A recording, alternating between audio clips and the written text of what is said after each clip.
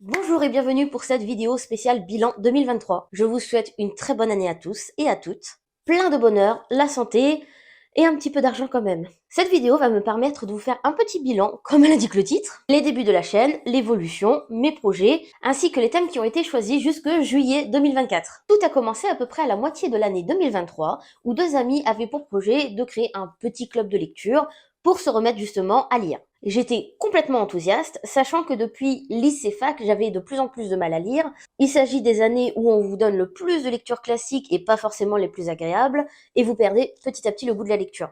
Il faut savoir que j'étais passée d'une période où ma mère devait cacher mes livres qu'elle achetait pour le week-end parce que je les lisais d'avance, à une période où même la lecture que j'adorais, j'avais du mal à m'y mettre. Il faut savoir que le téléphone n'a pas trop aidé, j'arrive sans problème à lire mes webtoons ou mes mangas sur le téléphone, voire parfois des fanfictions, mais me poser sans rien du tout avec un livre, c'était beaucoup plus compliqué. On a donc commencé ce club de lecture à 3, et nous voici désormais à 6, notamment Morgane qui m'emmène de plus en plus avec elle vers la passion de Terry Pratchett. Le but de ce club de lecture, en plus de lire, c'était aussi de vider petit à petit nos piles à lire. Ce qui, pour ma part, vous le savez, était plutôt raté puisque j'ai acheté des livres et aussi parce que j'ai énormément de livres, mais dans le grenier qui sont plus ou moins inaccessibles, qu'il faudrait que je trie aussi. Mais promis, cette année, je vais essayer de faire un grand rangement. Donc, pour ce qui est de la lecture, sur 6 mois, j'ai lu, il me semble à peu près 9 livres. Ceci sans compter les mangas que j'ai lus et relus et que j'ai achetés. J'en suis à peu près à une vingtaine en quelques mois. Et encore une fois, les webtoons que je lis très régulièrement sur mon téléphone. Pour m'encourager dans cet objectif d'au moins un livre par mois, j'ai créé, comme vous le savez, cette chaîne. C'était une manière de me challenger, de faire autre chose que simplement lire,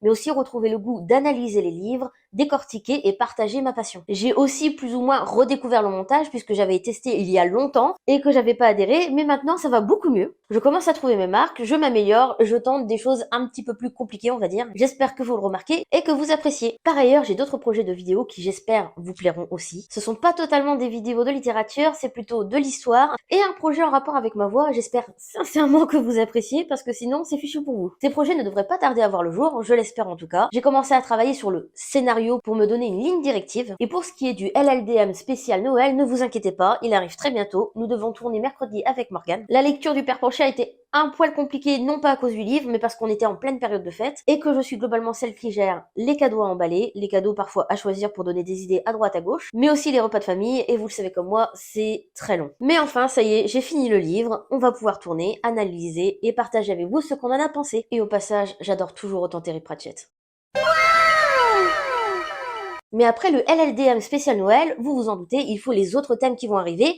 Ils ont enfin été tirés au sort dans mon club de lecture. Je vais tout de suite vous les annoncer. Alors, il faut savoir qu'on avait à la base tiré jusque janvier 2024. Donc ce mois-ci, il y a encore un thème de l'année dernière. Le hasard veut que ce soit mon thème. Et j'avais imposé quelque chose de relativement compliqué au premier abord, mais finalement ça a glissé tout seul. Publié avant 1800. Je me souviens de la tête de mes amis quand j'ai proposé ce thème. Et justement, l'une d'entre elles m'avait dit qu'elle avait pensé à relire de la mythologie grecque, ce qui rentre totalement dans la date. Tandis que l'autre doit plus ou moins tricher parce qu'elle a Outlander, désolée pour la prononciation, que c'est un gros pavé et qu'il faut qu'elle finisse un moment ou un autre. Mais après, les thèmes ne sont pas obligatoires, c'est surtout une grosse indication et un moyen de partager entre nous. Je ne sais pas encore ce qu'ont choisi les autres et je vous le dirai sans problème. Pour ma part, j'ai choisi le conte original de La Belle et la Bête et je compte, si j'ai le courage, faire une version un peu différente de d'habitude. Je souhaite en effet comparer le conte d'origine avec le film en noir et blanc et le film d'animation Disney. J'avais pensé pendant un moment à faire le live animation, mais globalement ça reste la même chose. Je préfère me concentrer sur ces deux-là. En plus, La Belle et la Bête en noir et blanc est le film préféré de ma mère avec son acteur préféré Jean Marais. Je compte sur elle à 100% pour me faire remarquer le moindre détail. Ensuite, pour ce qui s'agit des thèmes suivants, je vais vous les énoncer et n'hésitez pas à me dire si vous allez participer. Pour février, le hasard fait que mon thème a été tiré au sort en premier. Il s'agit de château. Pour ma part, je compte lire Le Château de Hurle, qui est le livre qui a inspiré mon film préféré de Ghibli,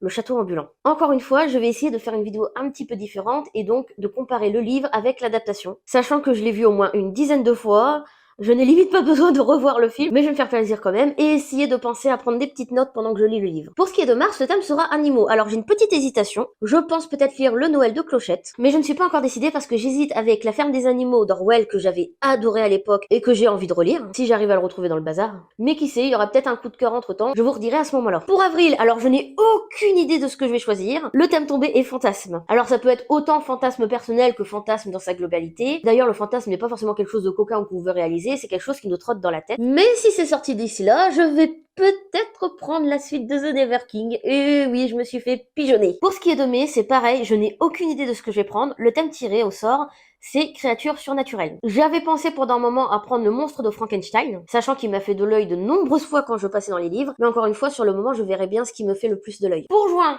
aucune hésitation, suite de saga. Je n'ai pas fait de vidéo dessus, d'ailleurs n'hésitez pas à me dire si vous en voulez une, mais l'année dernière on a participé à un défi donné par une booktubeuse. Au lieu de le faire en un mois, on l'a fait en 3. Il fallait que ce soit un livre fantastique, et j'avais choisi quelque chose qui devait aller avec Gargantuesque. J'avais lu Bobby Pendragon. C'est le moment parfait pour lire la suite. Bobby Pendragon, la cité perdue de Phare. Et enfin en juillet, on finit avec le thème de mon meilleur ami, la mythologie. J'ai énormément hésité, et j'ai un petit peu réfléchi, revérifié la définition pure de mythologie, parce que dans ma tête, mythologie c'était mythologie grecque, mythologie antique, ce genre de choses. Mais non, en fait, la mythologie, ce sont les légendes d'une civilisation, d'un peuple, d'une époque. Je vais donc me faire plaisir avec un thème que j'aime beaucoup, ce sont les contes et légendes bretons, avec donc contes et légendes de Brocéliande. C'est un livre que j'aurais dû lire l'année dernière, mais je n'ai pas eu le temps. On s'était donné un objectif de 4 livres par mois, c'était un petit peu trop, déjà 1,5 voire 2, c'était un miracle. Vous allez donc pouvoir me pousser aux fesses sur les prochaines vidéos, et aussi, je l'espère, partager vos lectures, que ce soit les mêmes que moi ou non, donnez votre avis, et me faire découvrir aussi des pépites.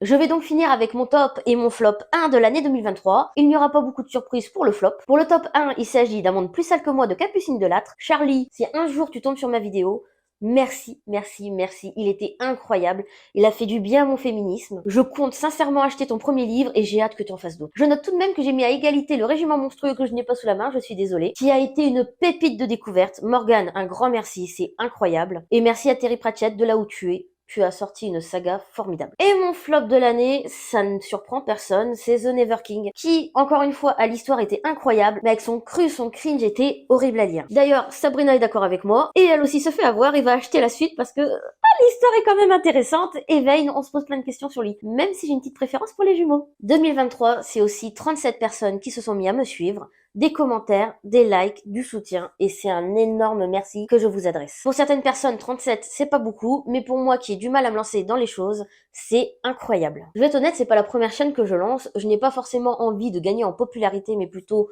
de me faire plaisir et d'avoir un passe-temps, mais c'est la première fois que je tiens aussi longtemps. J'espère que ça va durer encore très longtemps, que vous allez apprécier d'autant plus ces prochaines vidéos, que je vais m'améliorer en écriture et en montage. Je vous souhaite une très bonne lecture, et à bientôt mes petits piou-piou. Allez, ciao!